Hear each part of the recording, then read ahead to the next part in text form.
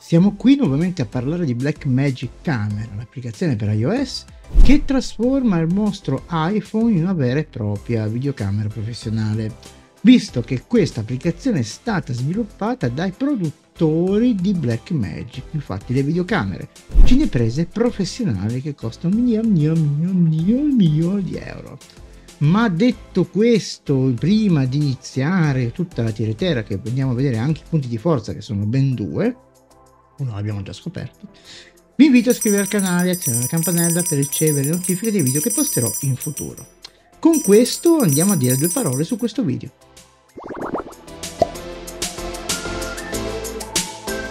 Bene ragazzi, prima di iniziare ci tengo a dire che due punti di forza ovviamente di questa applicazione sono sia che è stata sviluppata ovviamente da un grande brand di videocamere e l'altra che è gratuita, quindi apprestiamoci a andarla a scaricare prima che sia troppo tardi.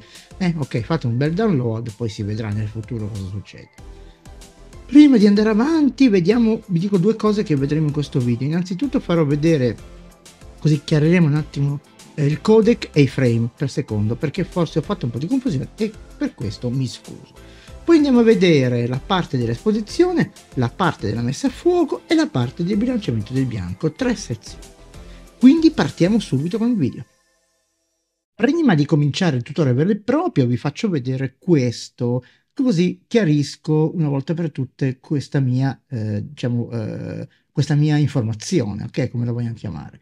Sono sui frame, vedete, non posso andare più di 60 frame per secondo, ovviamente sono a 4K, vado ovviamente nelle impostazioni, vado su codec e sono sul 265. Come vado sul 264, i frame sul mio iPhone 13, io parlo non Pro standard, si abbassano a 30, quindi era quello che volevo dire. Sull'iPhone standard, ok, poi non so, magari sul Pro potrebbe essere diverso. Bene, detto questo, andiamo avanti col tutorial.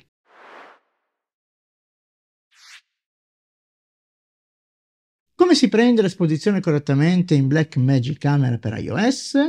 Innanzitutto andiamo a chiarire un punto fondamentale. Quest'iconetta qua non è altro che l'icona della compensazione dell'esposizione. Vedete, io posso compensare -3 e +3.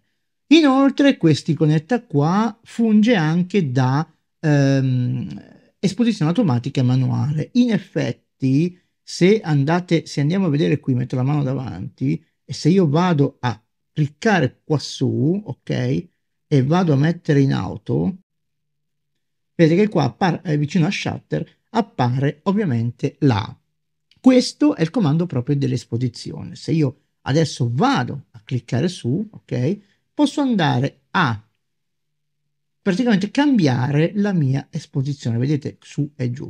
Questo parametro può essere preso in molti modi. Il primo è questo, no? Io decido l'esposizione della mia scena, ok? Poi quando cambio inquadratura, l'esposizione rimane sempre la stessa. Ecco, ricordatevi che l'esposizione già fa la differenza in un filmato, quindi già il chiaroscuro fa una differenza.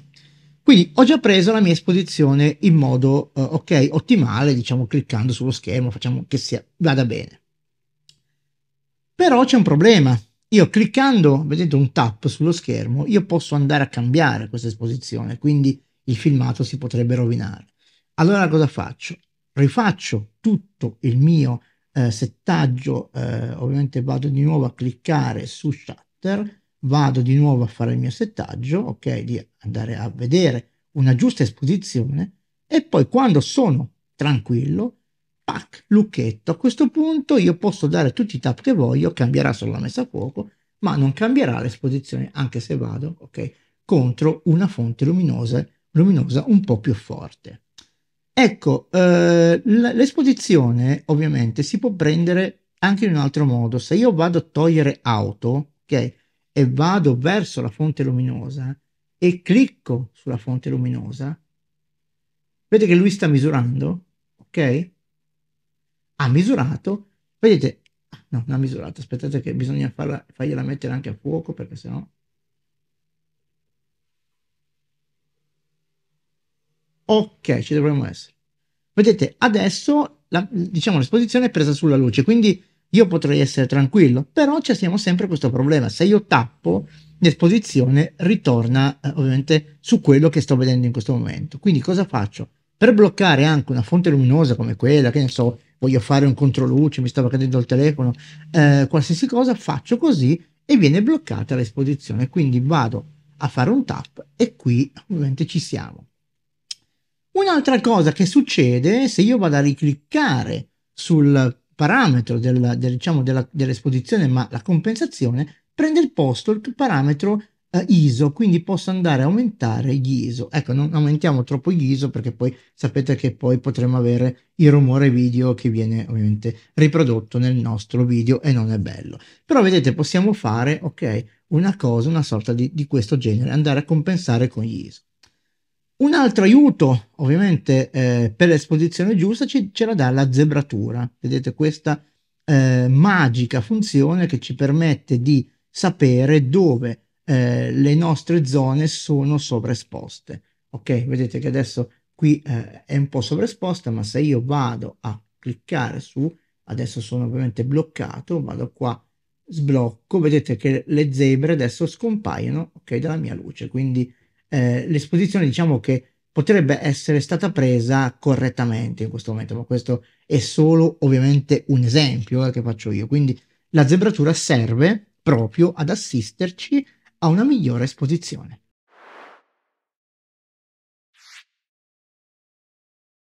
Passiamo alla messa a fuoco. Allora, la messa a fuoco si prende qui, vedete che è già in automatico, ma funziona nello stesso modo. Ok, e adesso blocchiamo anche questa perché sennò andiamo qua, mettiamo in auto.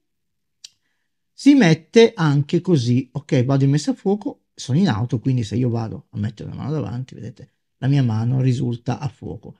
Ecco, se io tappo, ok, la mia mano, vedete che è sparito, è sparito là, quindi anche questo funziona allo stesso modo. Praticamente io ho bloccato, diciamo, la messa a fuoco. Quindi è un po' non pericoloso perché io potrei tappare da un'altra parte, ok, e andare a mettere un'altra messa a fuoco o cliente in un altro punto. Se vado a cliccare lungo sulla mia mano, anche qui mi blocco tutti e due i parametri, quindi blocco sia l'esposizione che la messa a fuoco. Quindi questa modalità non si addice, ok? Questa diventa ovviamente una modalità automatica. E quindi la messa a fuoco, se vogliamo prenderla giusta, dobbiamo sempre andare a fare un tap, ok, su quello che vogliamo vedere. Se io sto facendo per dire un'intervista e ho due soggetti davanti, magari tappo sulla faccia loro, se non si spostano, ok, di 100 metri avanti, 10 metri indietro, la messa a fuoco potrebbe essere sempre giusta. Eh, Però se invece i soggetti si muovono tanto, il fatto che la messa a fuoco automatica è l'ideale, ok? È l'ideale perché mi permette ovviamente di andare, ok? Quando io metto un soggetto davanti, qualsiasi, anche Pinocchio che arriva, vedete, mette a fuoco ovviamente automaticamente. Anche qui c'è un assistente per la messa a fuoco, il fuoco assist, che si va a abilitare proprio in questa iconetta qua. Quindi lo possiamo andare a abilitare, ok, con on, e attorno al nostro soggetto, al nostro, ovviamente a quello che sto riprendendo, appaiono, ok, delle righe quando io vado, adesso andiamo a scurire un po' tutto, così le possiamo vedere meglio, ovviamente, vado a scurire un po', ok, così vado nella messa a fuoco. Vedete, adesso le vado a spegnere, vediamo un po' cosa succede, perché si vedono, ragazzi, si vedono, allora, off e on. Vedete le righe bianche, ok, che si vanno a formare intorno al soggetto? Questo è il fuoco assist per aiutarci a mettere a fuoco, ovviamente, qualsiasi cosa. Ecco, dove si cambia questo parametro? Si va qui, nelle impostazioni, si va su monitor e abbiamo due modalità. Il primo è picker, quindi adesso io non so bene la differenza, vi dico la verità, però viene più marcato, ovviamente con picker viene molto più marcato che con l'altra funzione che sono le linee. Se vado qua, metto continuous linee, mi sembra che sia così, vado qua e ovviamente anche qua c'ho il mio marcatore che mi dice che questo soggetto è messo a fuoco correttamente. Posso andare anche a cambiare, ok? Posso andare anche a cambiare il colore. Se ovviamente bianco non mi va bene perché ho uno sfondo bianco, posso andare a mettere verde, posso andare a mettere red, posso andare a mettere anche addirittura nero. Quindi se vado a far così, sono cambiate in verde le linee. Sì, questo sono tutti parametri, sono tutti strumenti, sia la zebratura che questo fuoco assist, ovviamente per, se vogliamo fare una cosa da certosino, ok? Quindi direi che se vogliamo fare una cosa normale, un contenuto social, anche ben fatto, diciamo che questi due parametri di questi strumenti possiamo anche lasciarli lì. Quindi la messa a fuoco, ragazzi, finisce qua perché poi alla fine dei conti, ecco, ricordatevi sempre di spegnere. Ecco, io non ho spento la zebratura di nuovo, è quella che ha dato fastidio al fuoco perché sì, adesso magari la vediamo meglio. Vedete, lo vediamo meglio. Ok, vediamo se spengo, guardate un po'. Ok, perché la zebratura ovviamente certe volte si confonde col fuoco assist. Però diciamo che può essere ovviamente un aiuto, ok, per fare una cosa più precisa.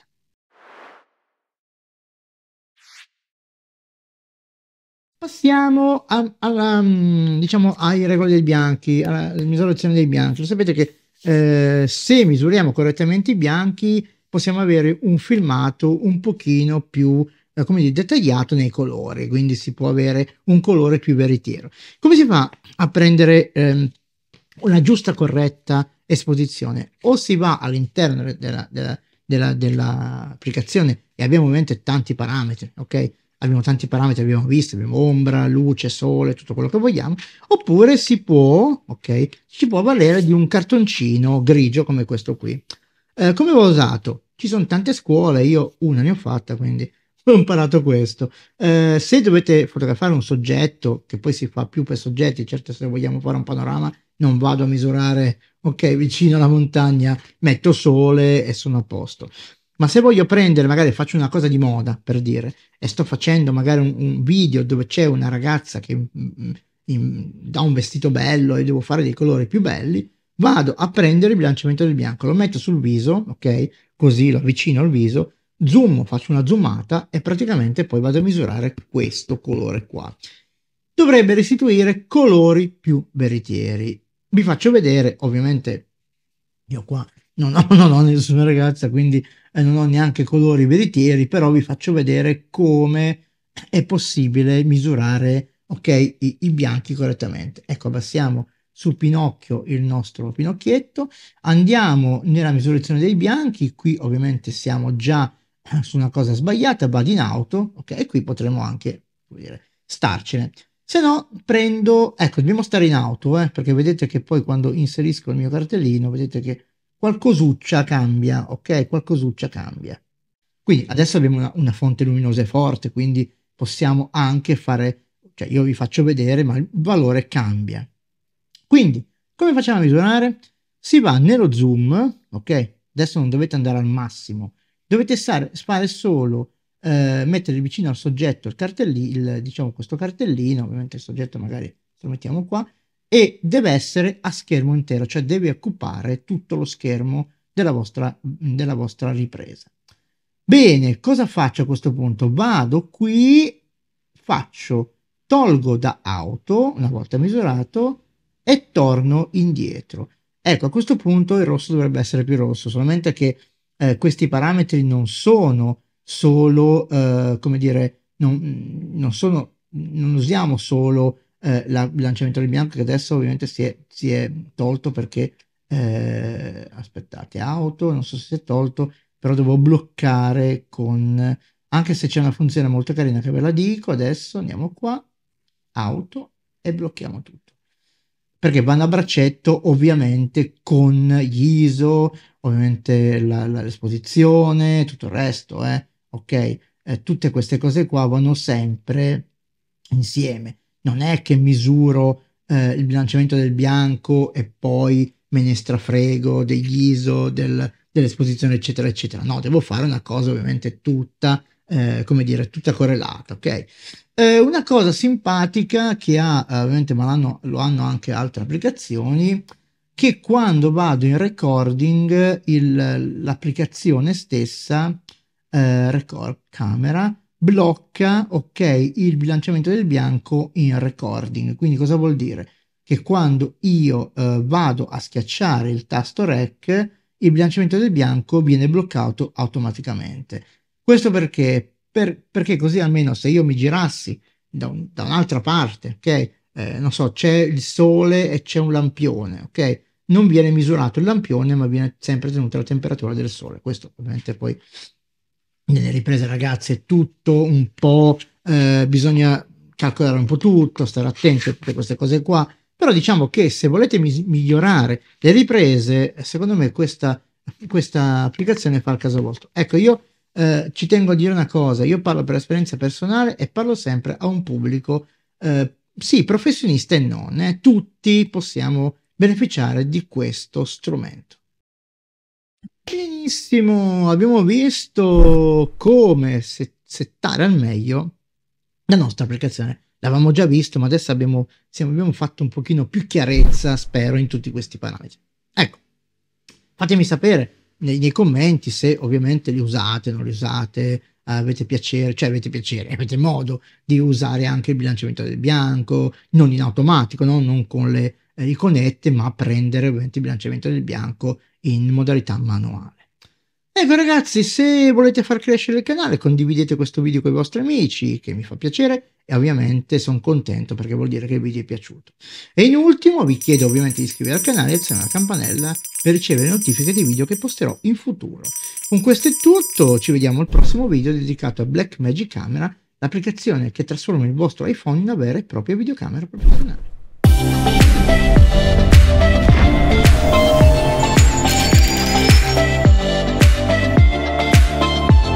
Ciao, sono Gennaro, creatore di contenuti esclusivamente da dispositivi mobile. Sul mio canale YouTube Smart Video Photography potrai imparare a fotografare, girare video e montarli direttamente sul tuo dispositivo. Offro formazione anche online. Ti saluto e ti invito a seguirmi anche sul mio profilo Instagram. Ciao, a presto!